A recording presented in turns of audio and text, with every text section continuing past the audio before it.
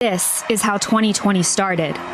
But across the world, dozens were falling ill with a mysterious virus that would ultimately change life as we know it. Chinese health authorities are still working to identify the virus behind a pneumonia outbreak in the central city of Wuhan. At least 59 people are believed to have been sickened by the new virus.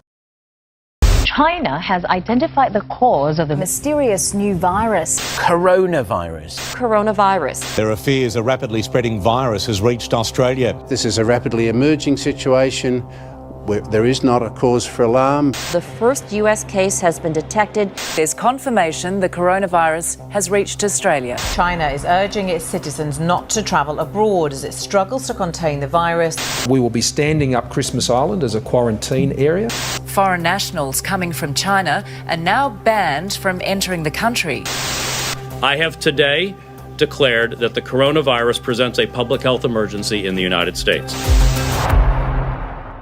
I work as a inpatient pharmacy technician at 2 hospitals. I worked for the Vallejo City Unified School District for 25 years. I'm a registered nurse. I've been a nurse for over 25 years.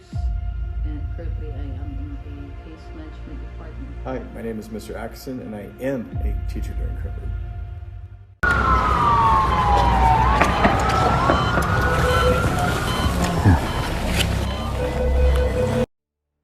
Hi, my name is Joy Jumamoy. How did you feel when you found about COVID-19? At first, there's a fear of transmitting the infection to family members. Because as a frontliner, I also anticipate the level of stress and the burnout in the nursing workforce. During the pandemic, there's a heightened need for a proper protective equipment and also delivering awareness and education to the patients and the family. We must go through this about 20 times a day, but it's become routine for us now. For Dr. William Pascal and his colleagues working in the ICU, you have to wear double gloves. Repetition is required. Gown on, gown off, repeat. So you get pretty good at putting these on after a while. They must change their protective equipment each time they check on a new patient. The most challenging situation was seeing a patient alone in an isolated room, fighting the virus by themselves because their loved ones are not there at their bedside. So I see the patient suffering physically and emotionally. That's the most challenging thing at least.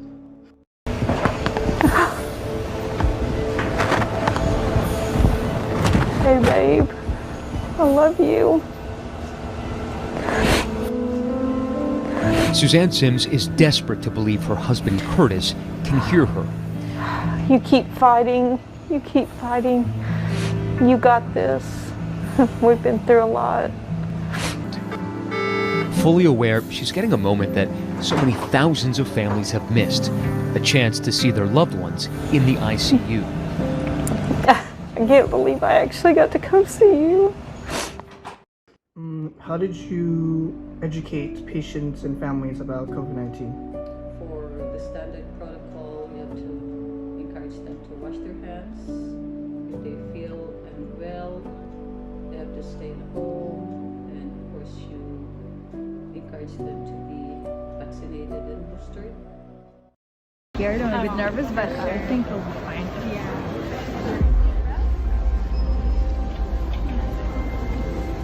It wasn't so bad.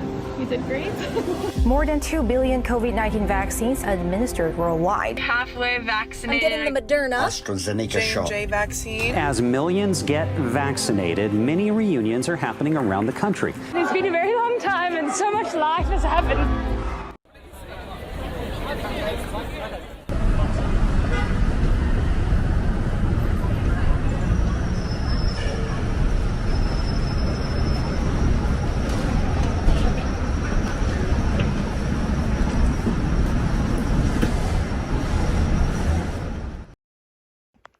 Hello, my name is Julie Lyons. I work as a inpatient pharmacy technician at 2 hospitals. The changes that we had to make during COVID were very extreme. Anything that went out to the nursing unit, we either needed to wipe down before it came back into the pharmacy, or we would have to discard in the patient med room. And it was really hard because there were a lot of medications that were really expensive that we had to make kind of a clinical judgment on what we needed to do. First, there was the mass buying at grocery stores. Now it's the new reality for pharmacists working through COVID-19, saying the same is happening with prescription medications. We started to see our 2 wholesalers, 2 major ones, start to show shortages and back orders of not just acute medications like inhalers for respiratory conditions, but also insulin and also chronic medications. How I felt getting back into in-person setting after COVID, it's really hard to change behavioral patterns, and it's really hard to kind of unlearn what you had to learn while you're in a very stressful time. And I wanted to make sure that everything felt clean. I was more aware of what needed to be brought back into the pharmacy, and I still to this day am a little more hyper vigilant when it comes to things and touching things, especially in the med on the med floors, because I don't know really where it's been. It was definitely risky working near people during COVID. It was hard because I didn't know who had contact with a COVID patient, and it was really risky in regards to my mental and emotional safety, that I had to make sure I had proper boundaries and not taking anything from somebody if I didn't know where it came from or if it was in a COVID med room. National emergency. We need to do a lot more. We have to stay ahead of the game in preventing this. Our testing capacity is nowhere near what it needs to be. The U.S. could soon be the global epicenter of the outbreak. Efforts to administer the coronavirus vaccine are ramping up in the United States. The battle against the virus has reached a new milestone. The number of deaths are nearing 1 million. How I felt when I found out that there was a deadly disease, I felt a little confused because unless you went through it, you didn't know how severe it was. And watching the amount of medications we had to provide to them and watching the amount of time that they stayed was really alarming, because if I got COVID, it made me think, did I need to be in the hospital for that long? So it made me really worried about what was going on. Today we have 140 COVID patients in a 213-bed hospital.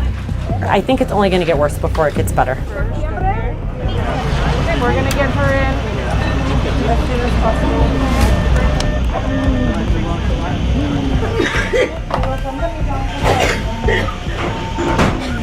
Rosa? Right here.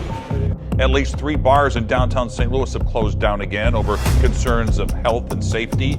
The Wheelhouse, Start Bar, and the Midwestern have announced they'll be temporarily closed.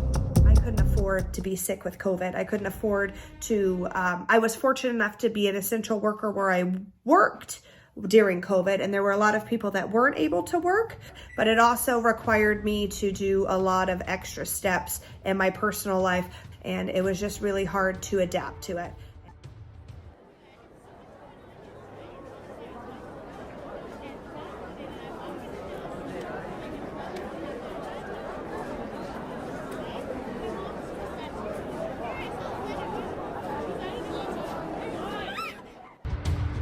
In the East Bay, it's now forcing a lot of families to scramble. West Contra Costa campuses are temporarily closing after positive COVID tests.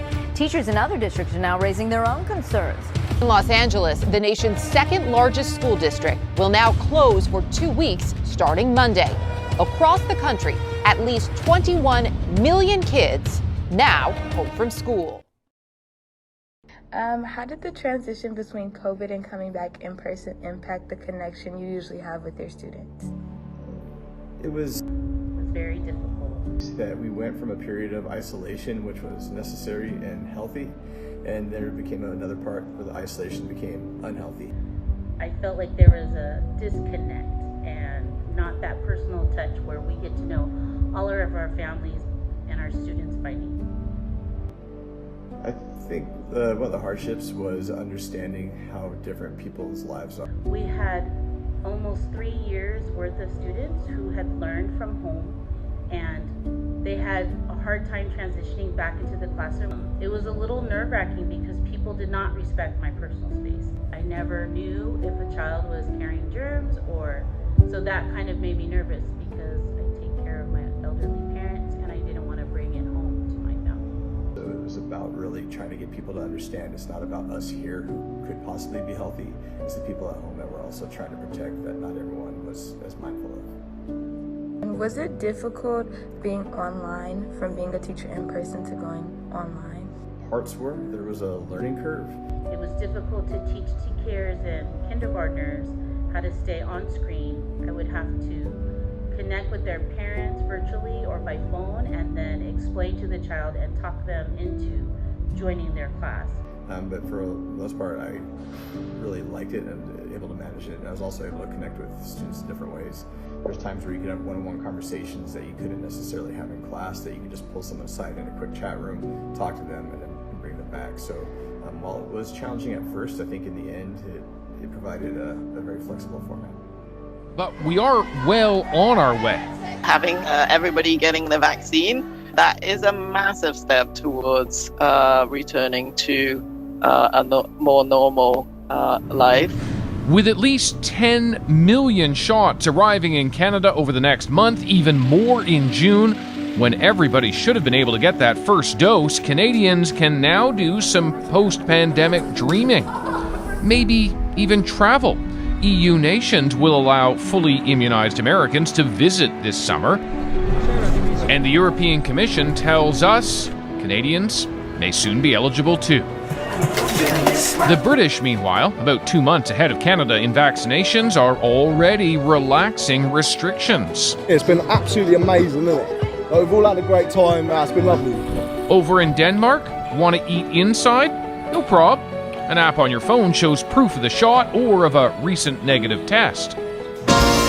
Oh, and show business is betting it'll be back to business. Alanis Morissette planning to tour again starting in Toronto in July, and both Dua Lipa and Elton John in the UK in September. But the real craving may just be this. It's so good to see you.